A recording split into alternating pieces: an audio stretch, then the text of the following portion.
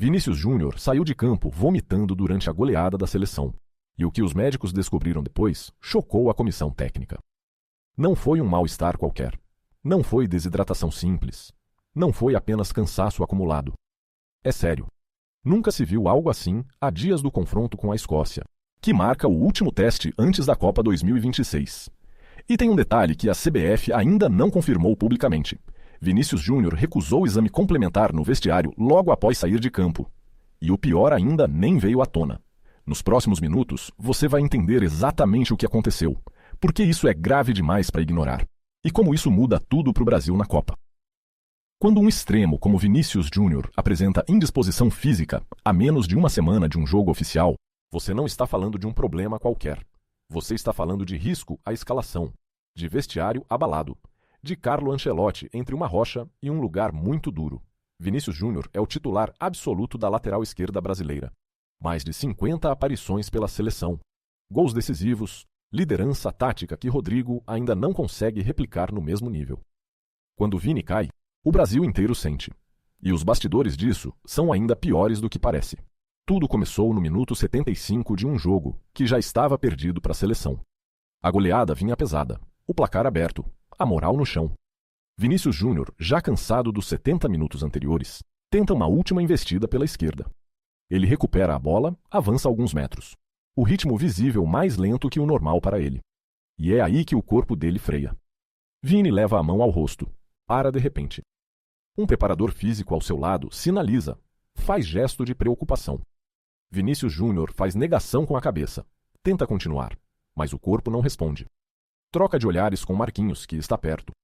Carlo Ancelotti observa do banco de reservas, braços cruzados, expressão fechada. O árbitro marca a parada. Aí Vinícius Júnior sai de campo, e fontes próximas ao banco relatam que ele apresentou sinais visíveis de indisposição. Silêncio tenso. Ninguém comenta em voz alta, mas todos viram. Mas para entender por que isso é tão grave, você precisa saber o que veio acontecendo antes. Vinícius Júnior vinha de uma sequência brutal de jogos pelo Real Madrid antes de se reintegrar à seleção. O cansaço acumulado era real, e pessoas do vestiário garantem que ele teria reclamado informalmente de desgaste físico.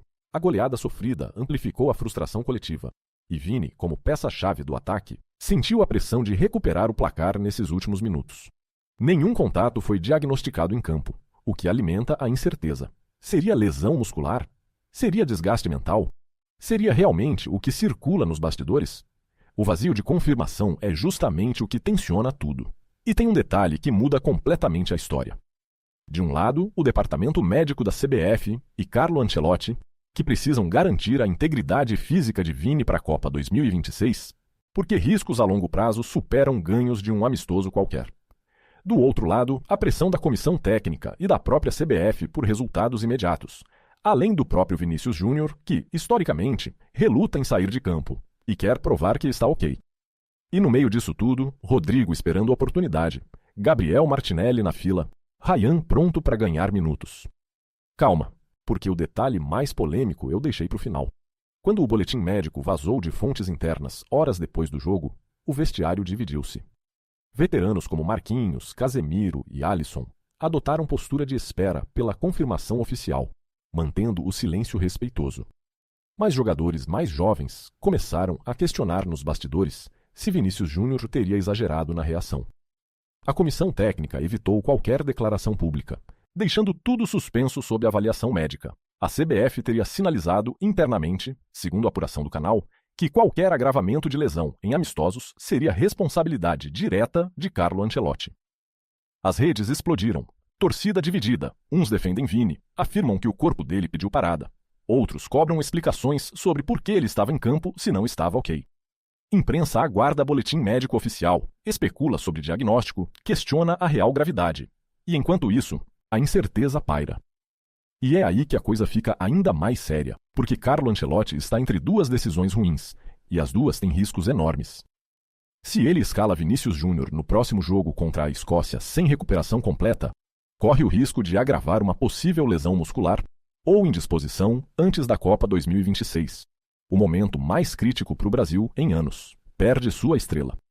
Mas se o poupa agora, sinaliza fragilidade ao vestiário inteiro, desestabiliza a liderança técnica em um período já frágil de preparação. e abre espaço para rodadas de Rodrigo, que, como muito, não tem o mesmo impacto ofensivo que Vinícius Júnior. Qual escolha não o desmoraliza? O prazo está correndo. A data do jogo com a Escócia se aproxima. A comissão técnica precisa decidir em dias, e não há diagnóstico público ainda. A CBF exige relatório do departamento médico. Ancelotti aguarda informações. E o vestiário inteiro está na espera. Isso é pesado demais para deixar passar. Vinícius Júnior é o rosto da seleção no ataque. E quando ele cai, as consequências em cascata começam.